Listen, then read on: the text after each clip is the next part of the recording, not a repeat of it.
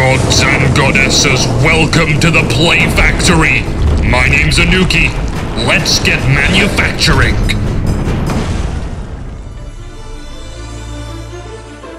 Shock! Hell.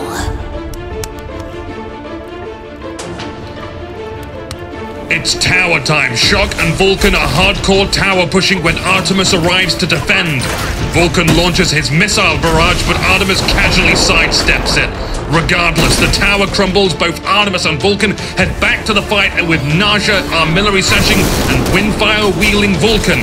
Tusk is out, and upon landing, Vulcan is stunned, the boar allowing plenty of time to deal fatal damage to him. Hell is here providing much support when Blue Bacchus chunkers in with the belly flop, lending the assist against Naja. Artemis and Hell remain against Bacchus and Shock. Suddenly from off-screen, a friendly Shock clone for Blue brings Kronos into the fight. Blue Shock will keep Kronos away from the battle as Hell heals Artemis up, preventing her death as Artie finishes off the evil twin clone. They may have lost a tower, but they gain 3 kills and an objective afterwards. Broflobber in this play as Artemis, contributing the most damage and has great positioning throughout. Hey, what's up as Hell brings in that much needed support to sustain Artemis during the battle, and Ryza keeps unwanted enemies at bay.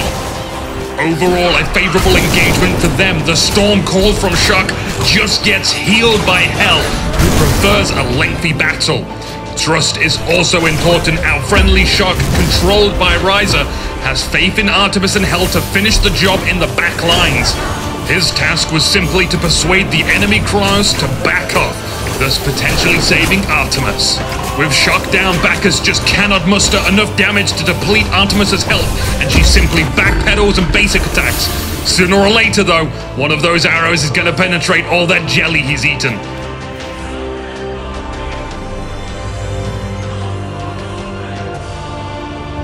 Mercury!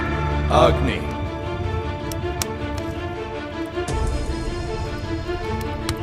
Team Red is being stampeded by the mightiest of gods, Thanatos, Sobek, Herbois, Cupid, and Loki. Athena feels a taste of her own medicine. The Minotaur is being pressured. Loki takes all 3 rains of fire from above. The splash damage hits Cupid, and Mercury sonic booms violently ends him. Thanatos is distracted by a special delivery, but returns his fixation to the Minotaur. Sobek, however, turn tails and run. Thanatos becomes nothing more than a blood splatter on the Titan's worn axe.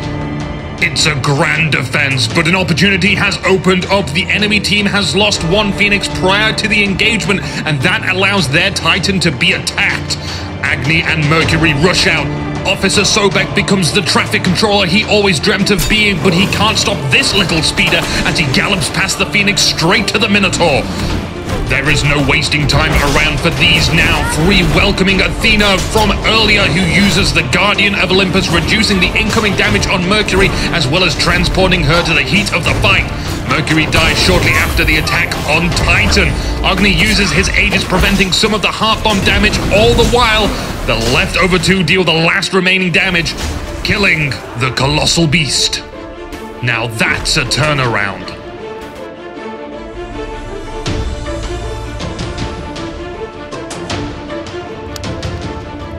Son Wukong.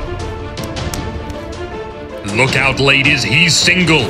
Let's see how Sun Wukong's 1-to-1 date with Kronos goes in this play. His transformation has been cancelled, and there is nothing more he can do except wait for the next one. Using his greater agility against an auto-attack based mechanical assimilation of time itself, he avoids many life-threatening attacks.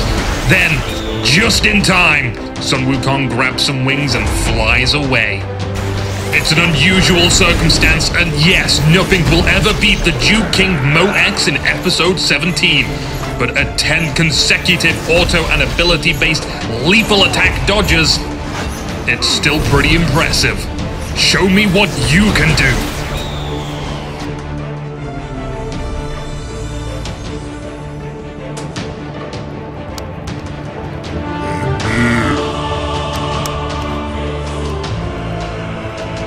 This cold-hearted chunk of ice is fond of clubbing even when he's feeling low on health. This is a refreshingly fragrant play with Ymir being picked on by the lane bullies Athena and Apollo.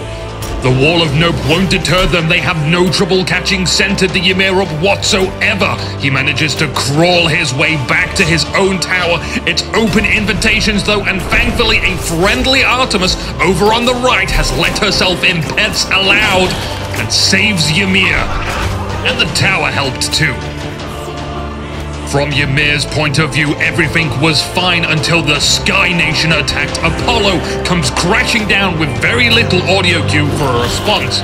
Ymir's survival instincts kick in at this point, and little did he know he would become the bait for a far greater plan. His spine takes a basic attack hit and an invisible shield wall, both of which aren't enough to melt this blue Lego brick with legs. The greed continues into the tower, and Ymir's frost breath and Tusk's stun keep Athena locked in for a casualty. That's not fair. You're wrong, Athena. It's totally fair.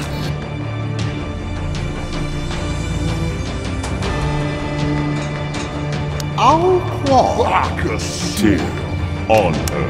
Ares. It's late game and Team Red is struggling to push for the final victory. Wukong avoids Mercury as he runs wildly in with his tornadoes hitting Hubwa. Hubwa is denied the crushing wave by a pillar of sands and survives the Spirit's Tempest. A barrage ultimates from almost every single player simultaneously, and anything that once had life on Team Blue no longer has it. Ra being the only exception to survive a moment longer. The Minotaur was so scared after that, he took his own life. This was a big recipe in a short space of time. Can you spot everything? Firstly, Hubwa is denied his ultimate, and the Spirit's Tempest only hits one target, Hubwa being immune to damage during his ultimate. Desert Fury from Anhur is right on target. The Regurgitate from Baxora had no chance of missing. The Lawbringer would have created a final splash. Ra's Searing Pain would have killed Wukong, but he used his Aegis Pendant, which also saved him from Mercury, and Ares pulled Mercury away from basic attack range. All within the space of a few seconds. Have you even heard of mercy? We've reached the end of the product line. Send in your top 5 plays by checking the video description below. My name's Anuki. I'm going into the jungle.